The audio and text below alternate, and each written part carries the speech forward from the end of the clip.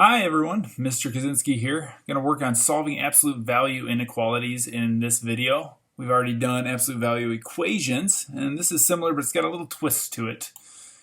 Here we go. All right, two basic situations we're looking at. Absolute value is less than a positive number, or the absolute value of something is greater than a positive number. So with this one, we're going to rewrite it as a compound inequality like this, that x is between negative a and positive a. And on this one, we're going to look at it as a compound inequality as well, that x is, let's go like this. How about x is less than negative a, or x is greater than positive a. So we can turn an absolute value inequality into a compound inequality that is equivalent, and then we can solve the compound inequality instead to get a range of answers, or sometimes multiple ranges of answers.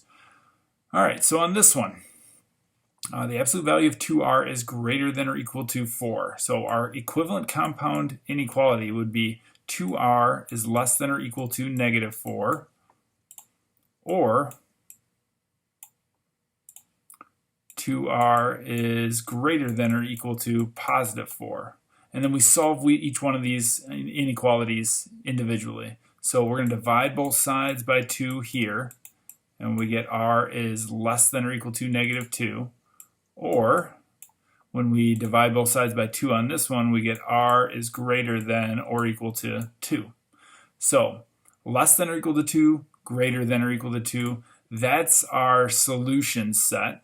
Okay, so those two ranges. So if you pick a number that's between negative 2 and 2, like 0, 2 times 0 is 0, and the absolute value of 0 is 0, that is not greater than or equal to 4. But if you pick a number like negative 3 that's less than negative 2, 2 times negative 3 is negative 6. The absolute value of negative 6 is positive 6, and that's greater than or equal to 4. Same is going to happen if you pick a number greater than 2.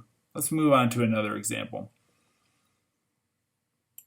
This is a slightly different situation because we have a less than sign, okay? So we're going to take this absolute value quantity, and we're going to say, okay, s minus 4 is less than 1, but it's greater than negative 1. In other words, it's between negative 1 and positive 1. To get s by itself, I can't really say that we're going to add 4 to both sides. There's really 3 sides that we have to add 4 to. So we're going to add 4 to everything, and that's going to give us 3 is less than s, which is less than 5. And that's our solution set now. So it's in between 3 and 5, s is. So let's pick a number between 3 and 5, like 4. 4 minus 4 is 0. The absolute value of 0 is 0, and that is less than 1. But if you pick a number less than 3 or greater than 5, it won't work. Let's try. Let's pick 0. That's less than 3. 0 minus 4 is negative 4. The absolute value of negative 4 is 4, and 4 is not less than 1. So just the numbers that are between 3 and 5. There's more than 4, by the way, all the decimals and fractions. In this one, we have to isolate the absolute value quantity before we write our compound inequality. So I'm going to add 2 to both sides.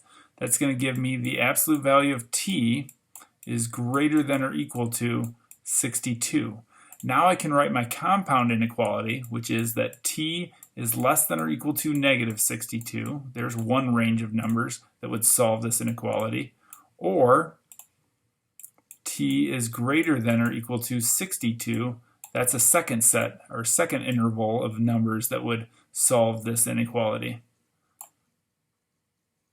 So isolate the absolute value quantity, then write a compound inequality. All right, again, we have to isolate the absolute value quantity, so we're going to add 8 to both sides. That'll give us the absolute value of negative 6q is greater than 96. Now we can write our compound inequality. It's a greater than sign here. So I know that negative 6q is less than negative 96, or negative 6q is greater than positive 96. and then we solve both of these inequalities. To do that, you have to divide by -6. When you divide by a negative when you're solving an inequality, remember that we have to flip the sign. So it ends up being that q is greater than 16. Or, again, we have to divide by -6 over here. Q is less than, flip the sign, -16. So q is greater than 16 or q is less than -16. That's the solution set of this absolute value inequality. Let's do one more. A lot going on here. All right, the first thing we got to do is isolate the absolute value quantity. So I'll do that by adding 9 to both sides. That'll give me 9 times the absolute value of 2 minus 6q is less than 27. And then I'm going to divide both sides by 9. All right, that'll give me the absolute value of 2 minus 6q is less than 3. All right, so now we can write our compound inequality. Let's do it like this. 2 minus 6q is less than 3 and greater than -3. To solve this, I'm going to have to add, let's subtract 2 from all 3 segments here. Subtracting 2, we get rid of that 2. And then I'm going to divide everything by -6. 5 divided by -5 divided by -6 is 5/6. -6q divided by -6 is just q. 1 divided by -6 is -1/6. Because we divided by a negative, we have to flip the inequality. Usually we don't write inequalities with the smaller number on the left and the bigger number, or I'm sorry, smaller number on the right and the bigger number on the left. So I'm going to flip this whole thing around. I'm going to say -1/6 is less than q, which is less than 5/6. One other thing to keep in mind when solving absolute value inequalities is that what happens if you get a negative number over here. Well, the absolute value of something can't be less than a negative number.